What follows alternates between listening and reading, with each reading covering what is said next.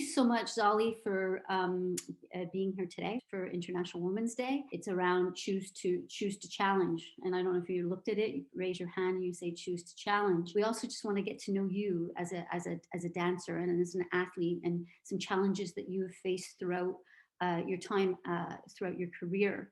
I know that you're an artistic dancer at the Scottish National Ballet, performed at the Royal Albert Hall, Right. across Europe.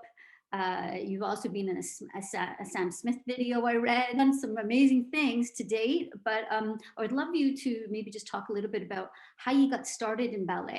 So I started in classical ballet when I was 8 years old. My mother took me to a typical church hall, nothing fancy at all, and it was literally just to have another activity to do after school.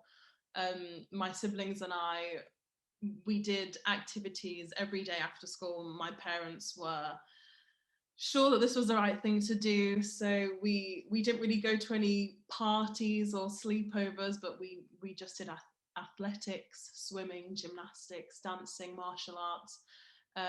So that was my childhood, and I then went to Elmhurst Ballet School.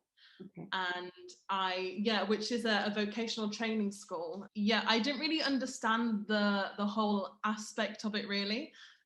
My mom just said to me, do you want to go to a school where you can dance every day? And I thought that sounded like the most amazing thing to do. I bet. So I said definitely yeah. It wasn't until later on, maybe when I was 16, 15, 16, that I realized it was a career, and it was something that was really demanding and difficult to get into. So I feel like I was a little late, but we got there in the end. That's when you decided, was it at 16 though, that you decided that this was going to be a career for you? Or did you just realize that it could be a career? I think I didn't realize as such that it would be a career path. I think that all I knew is that I loved dancing, I loved ballet, and that I wanted to be the best, and I wanted to keep going and make my parents be proud of me, Okay. but still equally enjoyed. I didn't feel pressure from them, but I wanted to prove and say, look, all this money you're investing in me, I appreciate it and I'm doing something good with it. I'd say 15, 16, I realized how far it could go. Do you think that you need to go through like the traditional route of going to a ballet school to be able to get to the level that you're at, or do you think there's the other routes? I think it's definitely not a necessity. There are people in my company now who never went to a vocational training school. They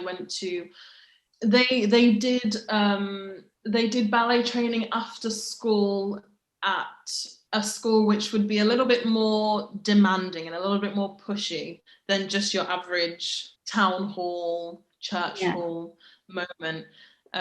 But I think it's definitely good to, if you can afford it, if you can get into it, then I think it's really good because it does set you up. It teaches you a lot. It really focuses on technique and lots of good things like that. But I wouldn't say you have to go there if you want to be a professional. So you have to pay to go to these schools, or is it mostly scholarship? I think mostly scholarships, to be honest, because it's very expensive. Is it? Okay. Yeah. It's like going to private school, basically, right? They're from 11 years old until 19. Wow. Yeah, so that's a long time away from home. And one of the things that I wanted to ask you is, in terms of sport, it's a lot of it's physical and a lot of it's mental. But for me, when I see ballet, it's how do you contain your emotions when you listen to the music, and then you're so, like, it's almost like you're raw. Like, I don't know how to explain it, but maybe you understand what I'm trying to say. 100%. I think the main thing to remember is when you go to watch a ballet, could be your first time watching it in that moment, or maybe you've seen the ballet before.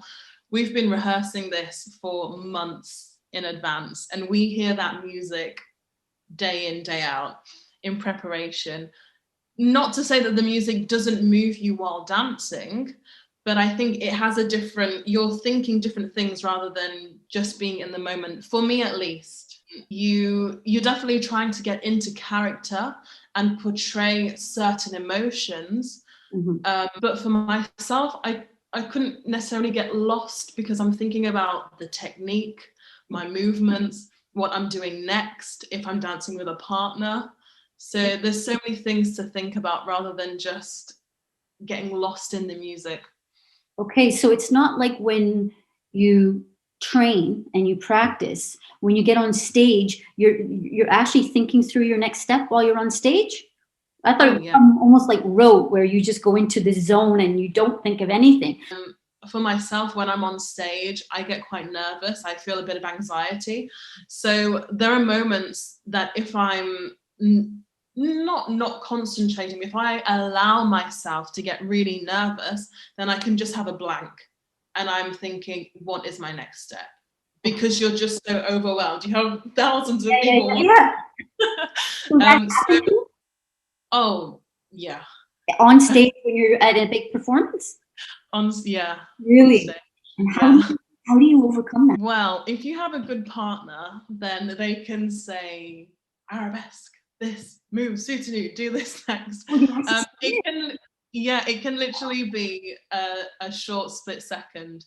If you're by yourself, then you'll have to milk it and just think, okay, they don't know that I've gone wrong, and I can just flounce around a bit until I remember what my name is again. So you're saying though, so you have jitters on stage, so you must have them quite a bit before you start then. Yeah.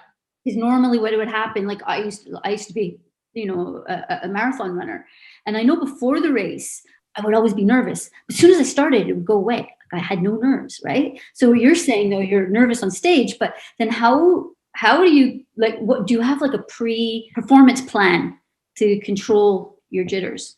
Yeah, for sure. What I like to do is be early, be prepared.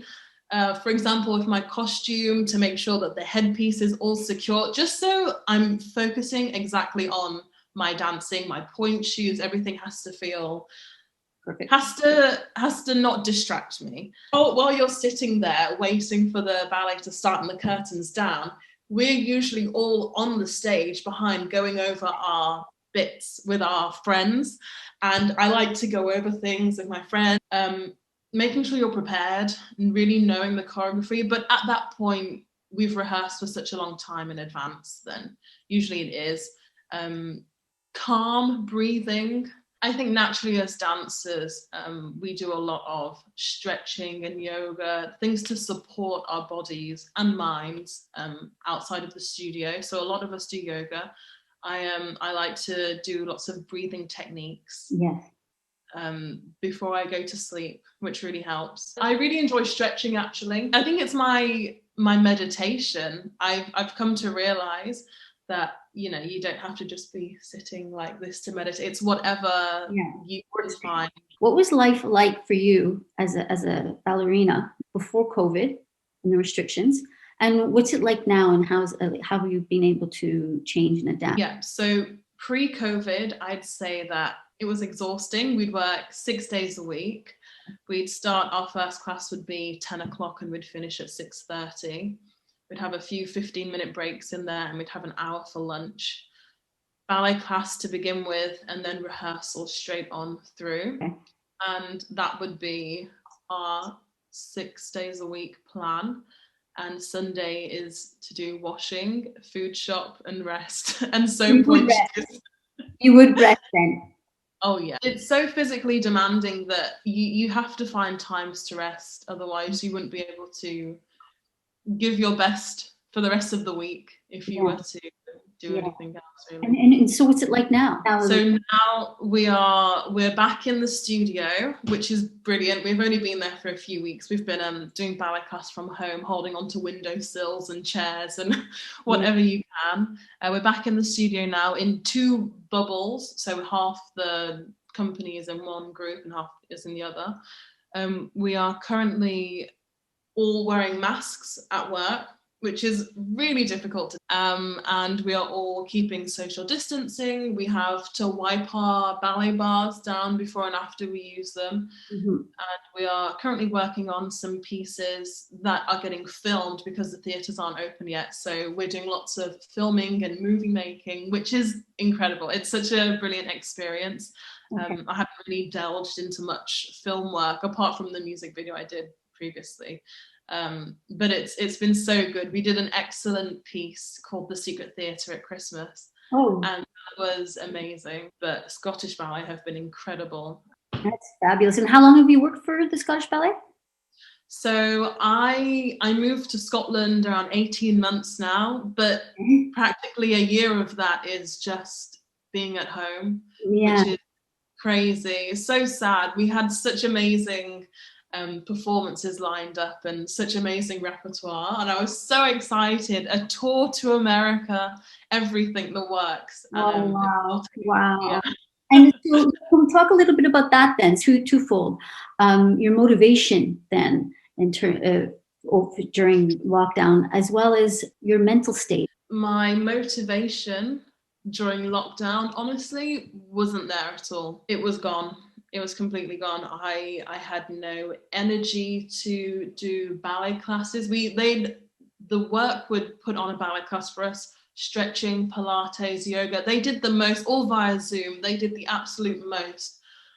But for me, mentally, I really struggled. I just felt stuck in my 2-bedroom apartment, not being able to move, thinking, why am I even trying when the foreseeable future is going to be here?